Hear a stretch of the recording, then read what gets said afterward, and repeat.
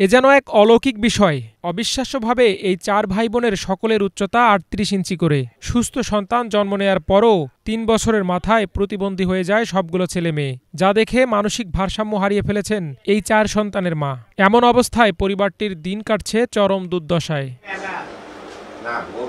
নওগাঁর নিয়ামতপুর উপজেলার শ্রীমন্তপুর ইউনিয়নের হরিপুর গ্রামে মকবুল হোসেনের ঘরে স্বাভাবিক শিশুর মতোই জন্মগ্রহণ করে এই 4 জন। তবে 3 বছর বয়স থেকে শুরু হয় তাদের শারীরিক নানা জটিলতা। 4 জনেরই উচ্চতা বৃদ্ধি থেমে যায়, হাত পা ছোট ও চিকন হয়ে যায়। হাঁটার শক্তি নেই, দাঁড়াতেও পারেন না এই 4 ভাই বোন।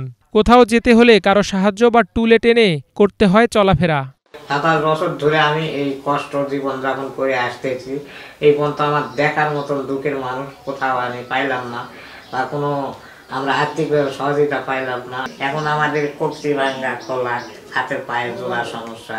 এই ডাক্তারি সিদ্দিক বলছে যে তোমাদের আর বাড়া হবে না, আর মানুষের বাড়ে না, এরাও আর বাইরে না। মনে হয় যে থাকা মারা যায়, কিন্তু তা তো করা যায় না। নামাজ পড়ি, কোরআন শরীফ করতে পারি, জ্ঞান বুদ্ধি আছে, কিন্তু কিছু করতে পারি না। 33 বছর বয়সী আব্দুল হাকিম, 31 বছর বয়সী আলমগীর, 30 বছর বয়সী সালমা ও 27 বছর বয়সী আব্দুর রহমান কেউই স্বাভাবিকভাবে চলাফেরা করতে পারেন না। সন্তানদের দেখাশোনার জন্য বাবা বাধ্য হয়ে দ্বিতীয় বিয়ে করেন। আপন মা যখন মানসিক ভারসাম্য হারিয়েছেন, তখন সৎ মায়ের সহায়তায় কোনো রকমে দিন কাটছে তাদের। সবসময় এখানে ঘরে বসে থাকি, আর 5 নামাজ পড়ি, গাছগা করি, আর এখানেই পড়ে থাকি। জাতীয় পাইনি, ঘরের মধ্যে কারাগারের মধ্যে বন্দী অবস্থায়। এই জীবনটা হলে কারাগার থাকে তারা হয়তো ভালো বুঝে, জেলখানার জীবন যেমন আমাদের জীবনে একই ব্যাপার। বাপ মারা গেলে আমাদের ভবিষ্যতে কি হবে আমাদের চিন্তায় সরকারের কাছে যদি কেউ সহযোগিতা করতে পারলে আমরা ভালোভাবে চলতে পারি। আমাদের খুব অসুখ বিসুখ ওষুধ টাকা নাই, চিন্তা করি আমরা। তবে নিজের সন্তান না হলেও প্রতিবন্ধী এই 4 ভাই বোনকে নিজের সন্তানের মতোই পরম আদরে দেখাশোনা করছেন সৎ মা।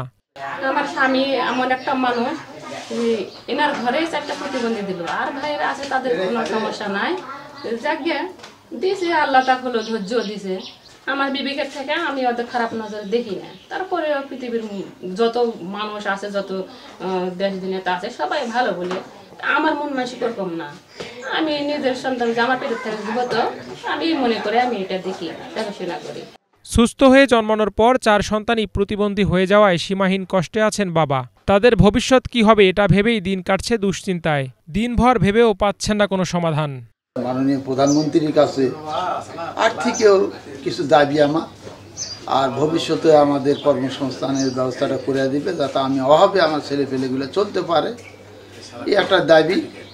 আর সামরিক চলার জন্য একটা আর্থিক ব্যবস্থা মাননীয় প্রধানমন্ত্রী করে দিবে, এটাই আমার মাননীয় প্রধানমন্ত্রীর কাছে দাবি। সরকার ও সমাজের বিত্তবানরা প্রতিবন্ধী এই 4 ভাই বোনের পাশে দাঁড়াবে, এমনটাই প্রত্যাশা স্থানীয়দের। Bangla vision news desk.